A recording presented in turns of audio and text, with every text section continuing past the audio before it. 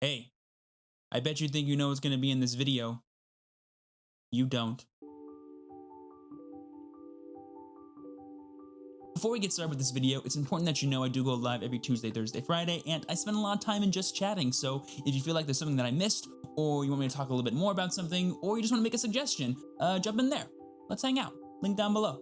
You know, with all the TCG content that I have on my channel, I don't think I've ever done a video before where I just talk about like generic deck building tips for whatever game I'm playing, because I feel like while that video might be helpful to you guys for like a while, it won't age very well and it won't give you the kind of information you need to truly become better players at whatever game it is you're playing. I feel like a much better use of your time and my ability to sort of teach you is by teaching you guys how to think about the games that you play and not necessarily what to think at any specific time, if that makes sense. Like, instead of teaching you guys, okay, here is the golden ratio for building decks in the Digimon TCG, I think it'd be a much better video if I just showed you guys what people are doing and then explain to you why they're doing it, so that way if you want to apply those same tactics to whatever deck you're wishing to build, you can, and you'll understand why. So if ever new cards come out or new mechanics, you'll not only understand how to build decks for those cards, but also how to maybe implement them into your current strategy without necessarily sacrificing consistency or power of your deck.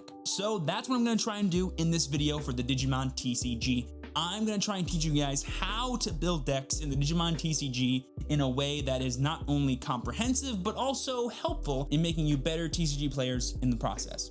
And the way that I'm gonna accomplish this idea of how to build decks in the Digimon TCG is by doing these three things. The first thing we're gonna do is go over the basic rules for building decks in the Digimon TCG and how those rules affect what decisions you can make and why you might wanna consider them when it comes to actually building your decks. The second thing I'm gonna do is give you guys a nice little list of some resources that you can use to not only gain inspiration for deck ideas, but also so you can put those ideas into practice and see what works and what doesn't.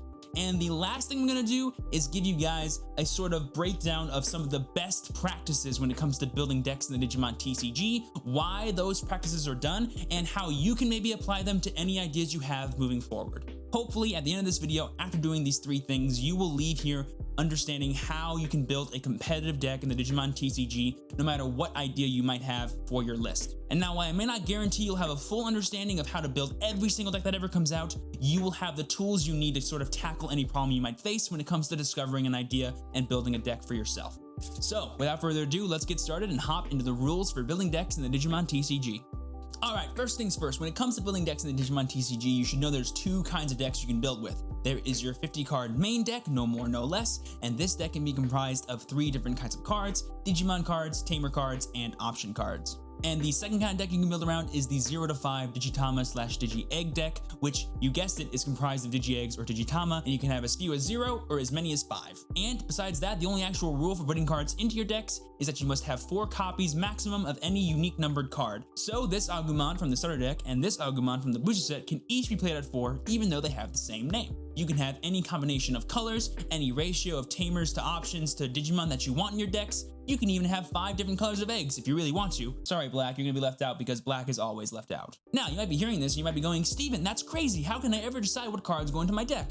Don't worry, there are some play restrictions when it comes to what colors go in your deck. So while you may be able to build your deck any way you want to, in practice, that won't work because, believe it or not, there are some restrictions in how you play the game based on what color of cards you actually use. Almost every single Digimon card has a Digivolution cost, and most of the time that Digivolution cost can only be done on a Digimon that has the same color as that one. There are a couple of Digimon out there that can be evolved on multiple different colors, but for the sake of this video, those cards don't really matter because you can play them in either decks and they're fine. So the reason why you might want to play a mono-type deck is so that way you have pure Digivolution consistency and reliability, so that way you can dig through your deck, draw some extra cards, and execute your main strategy. On top of that, there are also some option card restrictions when it comes to using cards in the Digimon TCG. Unless I have a card in play that is the same color as an option card in my hand, I cannot play it. So for example, if I don't have a red Digimon/Tamer card in my battle area, or a red Digitama in my raising area, I actually cannot activate Terraforce. So that's a really good reason why you should always have red cards in your deck if you want to play a card like Terraforce.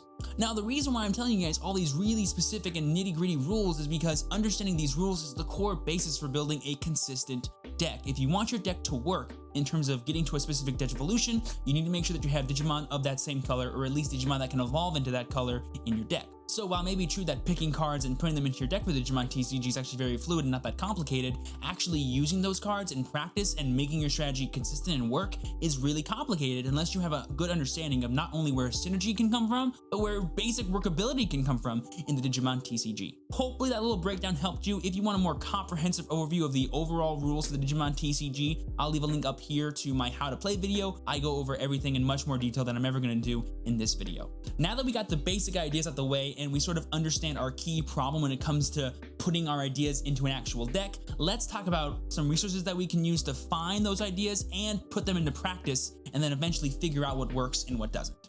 The first resource that I'm going to talk about is one that I've talked about before, and it is the Twitter account known as DTCG Review. Now, this account is super awesome because every single week, the person that updates this account will not only give you a fun meta breakdown of how colors are performing on tournaments all across Japan, Malaysia, Hong Kong, really wherever there are tournaments for the Digimon TCG, they will also get their hands on any winning deck list they can and put them in a master spreadsheet where you can not only see the deck lists that are winning from this weekend, but also any past weekend before. So if you want to see the green deck list that won a tournament 2 months ago, you can. And you can go, oh, that's a cool deck, I want to play it too. Or you can see it and go, oh, I like what this guy was doing, I'll apply that to my yellow deck list, or whatever deck you're trying to figure out. Not only is DTCG Review's deck list spreadsheet a good way to look at decks and understand sort of how the successful players are building them, you can also see the meta as it evolves with the game every single week. So if you ever want to bring a new idea to the forefront, you'll have a good idea of what decks you need to beat if you want to see success with it. Honestly, if you love the Digimon TCG, I cannot recommend this account enough.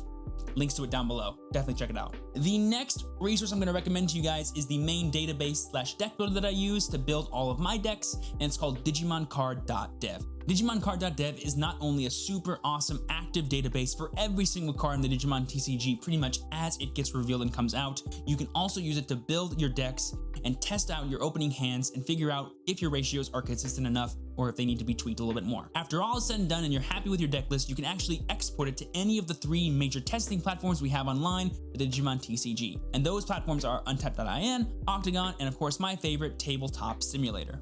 Speaking of online testing platforms, let's talk about the final resource you can use not only to get ideas for playing the Digimon TCG, but also how to practice them. Like I said, the main 3 that are utilized for the Digimon TCG are Untapped.in, Octagon, and Tabletop Simulator. Links to all these things down below. Honestly, I think the best thing you can do if you have an idea for a deck in any card game is just giving it a try and actually testing it in an environment where there are 0 consequences. And that's what these platforms are. As long as it's not for a tournament and you're just hanging out with some buddies you found from a Facebook group or from a Discord server and you're just playing the Digimon TCG, you are honestly going to learn so much about how your deck works and what you can improve about it. So definitely give these platforms a shot and see if you can't join an active group that is actually playing this game and building decks together. So, quick little recap. DTCG Review, DigimonCard.dev, and online testing platforms like Tabletop, Octagon, and Untapped. Those are going to be your best friends when it comes to gaining new ideas for building decks in the Digimon TCG and actually putting those ideas into practice. Now, the last thing I want to do here for this video is give you guys a nice comprehensive breakdown of some of the best practices when it comes to building decks. And the way I'm going to do that is I'm going to look at 3 winning lists for the Digimon TCG and talk about how/why the people that built them the way they did. And again, the reason I'm doing this is so you guys can both understand why the people made these decisions and how you can apply them to your very own deck ideas in the future. All right, boys and girls, here we are. I have Twitter pulled up here and I have 3 deck lists I want to show you guys. I have this yellow Shine Greymon deck. I have this really cool blue Onimon deck that's actually playing a Puppetmon. I have this really cool blue and purple deck that my boy Ryan Kai used to get 2nd place at a super cool tournament in Malaysia.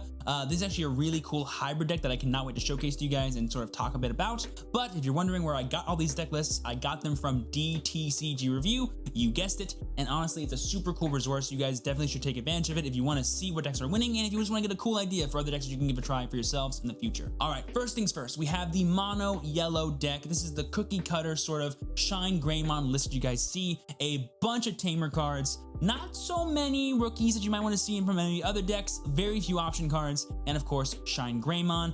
The main thing that I kind of want to highlight with this deck is the understanding that all that matters when it comes to building a consistent archetype is having your win condition and building your deck around that win condition. That's all that matters when it comes to actually achieving consistency.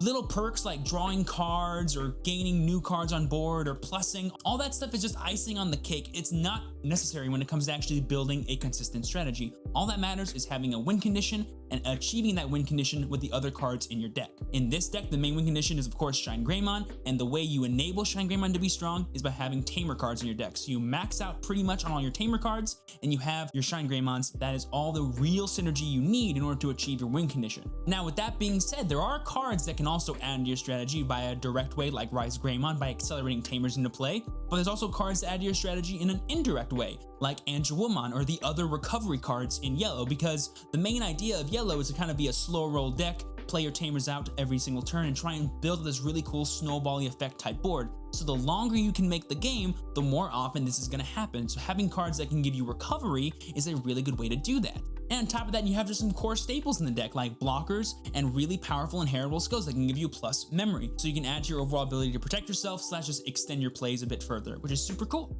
So the next time that you have a new idea on the Digimon TCG that you want to try out, be sure to ask yourself, what is my main win condition and how can I achieve that win condition the easiest? Once you answer those two questions, add whatever fluff you want to your deck and make it your own.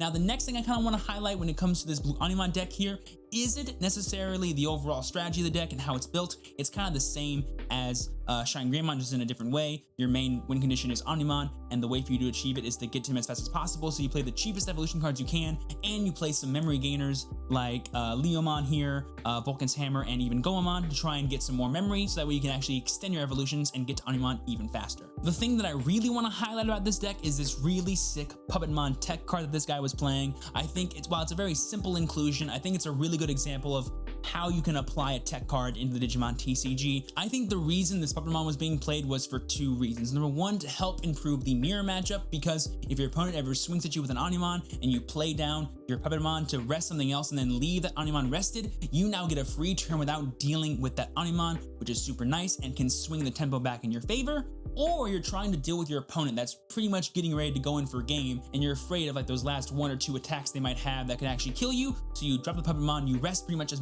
you can, and you halt the aggression for as long as possible. So while a card like Puppetmon may not be a super obvious inclusion in a deck like Onimon Blue, because your archetype is already clearly defined as your win condition and what cards support your win condition, you can afford to put in a couple tech cards for any scenarios / matchups you might find yourself in the future. Don't overlook cards just because they have outrageous costs or they're not the same color as your deck. There's always a situation where a card can be good, you just have to find it. And if you think that you can apply it to your deck, by all means, go ahead and give it a shot. And finally, the last deck that I want to talk about is sort of a really obscure kind of hybrid deck that my boy Ryan Kai made. Links to his YouTube down below, guys, if you want to check out anything that he does. He posts a lot of content over there for both Digimon and Cardfight Vanguard. Super awesome guy. And the main thing I kind of want to shout out about his deck here is that he's put in a really cool hybrid-based engine into his purple deck. You guys can't tell, this is 3 copies of Kakai's Breath, and this is 3 copies of Wolf's Claw, and this is 3 copies of the blue matte Tamer from the starter deck. So you have these 9 blue cards in this super awesome standard value purple engine with the Piedmons, Metal Garurumon, Millenniumon, Devimon, all the little rookie guys, and even Trump Swords are thrown here. And the main reason why I think he included this blue package was A, for the awesome power that is Wolf's Claw plus Piedmon on a Millenniumon. So if you have Millenniumon on top of a Piedmon, you can use this to call out the Piedmon and use this effect for only 4, or however much it was for that turn, which is super sick. Get the 2 champions in play, all that awesome synergy. And to have a really cool removal card like Kakai's Breath that can work on rested Digimon. Because Trump Sword, while it is a super awesome removal card, is play aroundable because your opponent can just swing with whatever card they want to keep, and because purple doesn't have the strongest dudes in the world, they probably won't die to security. So I think the idea was to kind of make up for the fact that you can't kill everything with Trump Sword and play a card that can get rid of everything like Kakai's Breath. Also, I want to point out that the blue matte Tamer can actually gain memory, and memory gain has always been a really cool thing that if you have in purple, you can really extend your plays, and a really easy card to gain memory is actually the blue matte here, so that's really cool. And the main thing I want to highlight here about Ryan's deck is how he approached adding in the super awesome hybrid blue package. He understood that the main way that he wins games is by utilizing the value purple engine of Piedmon plus Chimeramon plus all the awesome champions and rookies in purple. And so he didn't want to actually disrupt that main engine, and so he figured out what cards are actually unnecessary when it comes to that engine, the tamer cards and the option cards, and he changed those when it comes to adding the new colors. And lucky enough, he understood that all he really wanted to add was these awesome option cards. And the easiest way to do that was to add a super cheap and valuable tamer card that he can use to extend the rest of his combo. He found a way to not only include the hybrid strategy into his deck, he found a way to have that strategy actually improve his main win condition of value and advantage.